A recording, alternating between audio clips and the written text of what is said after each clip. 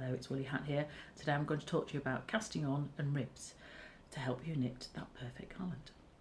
So most patterns will just say cast on a number of stitches and you think fine, that's okay. But there are lots of different ways of casting on, and you might not know which way you're casting on because it's something that you've done forever and ever, just like I did when I started learning to knit. But there are 3 key ways of casting on that I would recommend that you have a look at, and after this I'll do a little video to show you how these are done. So the first way, which gives a very firm cast on, is called a cable, and you use 2 needles for that, and you put the needle in between the 2 stitches to cast on, and that gives quite a firm. So if you want something that's got a firm, not a very stretchy border, then that's what you would use. So then we get on to the loosest, which is called lace, which is very similar to the cable but gives a very loose stitch, and that's good for things like socks where you don't want a firm cast on for cuff down socks, otherwise you might cut off the circulation of the leg. And then there's the Goldilocks cast on, which is the thumb or long tail method, where you use 1 needle and you wrap the yarn around your thumb and then create the stitches from there. And that is probably, for a garment, the best one to do. I did actually go on a masterclass with Sarah Hatton, who does a lot of the rowing designs, and she says that when she gets her testers to do her patterns, she instructs them mostly to do a long tail or thumb method cast on. So it's good enough for her, then I think it's good enough for our garments, don't you? So as I said, I'll do a little video after this for you to have a closer look at how to do that. So casting on, that's one thing. Now we're getting on to ribs. And most garments do actually have a rib. This is the one I'm knitting for my friend, and you can see there's a very long rib because it's going to help shape the garment. So what is the purpose of a rib? Well, you've probably found out that if you do knitting and you don't have anything on the side, it curls up.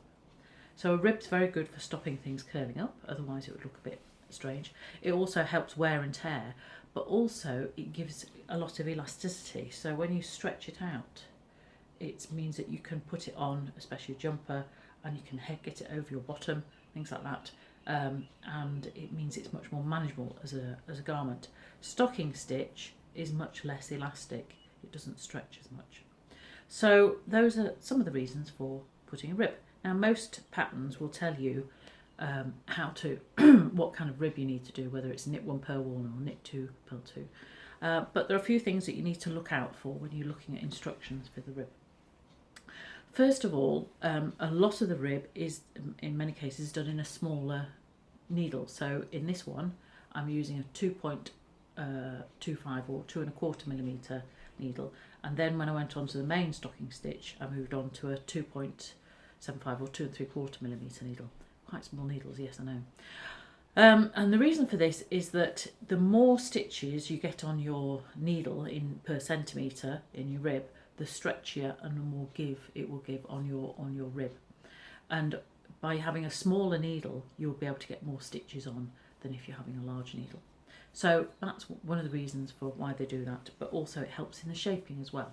So do look and pay attention to your pattern and check if you need to use a smaller needle for the rib or not.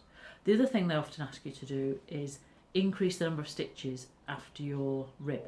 Sometimes they don't change the needle size, but they say, well, knit a few more, increase a few more stitches on the stocking stitch part or the main body of the document.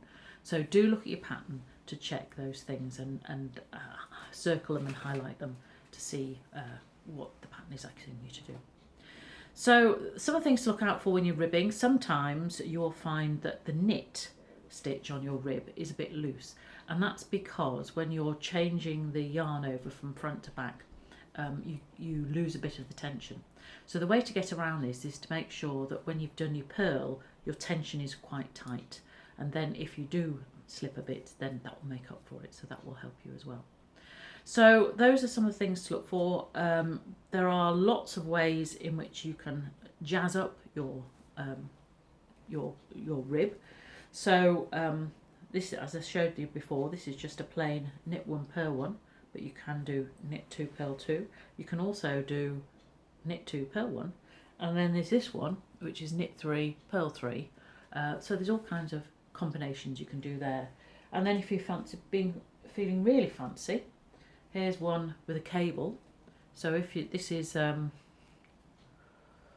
knit 2, purl 2, and then after 2 of those you've got a cable on there. So this is a lovely Martin Story pattern here. So there you are. So you can go to town. The other thing that some people like to do is a twisted stitch. So this is on a sock, as you can see. It doesn't actually affect the tightness, although you think it might do. And this way, when I got to a knit stitch, I knitted it through the back of the needle to twist it, and that gives quite a nice pattern. So those are some of the things to look out for on your ribs and your cast on, and then you're ready to go and knit away and start your wonderful garment. Look out for the video on cast-ons, and I'll see you later when I'll talk about what to look out for when you're doing the main body of your knitting and how to shape your arms and up the collar and things like that. That's all for now. Bye.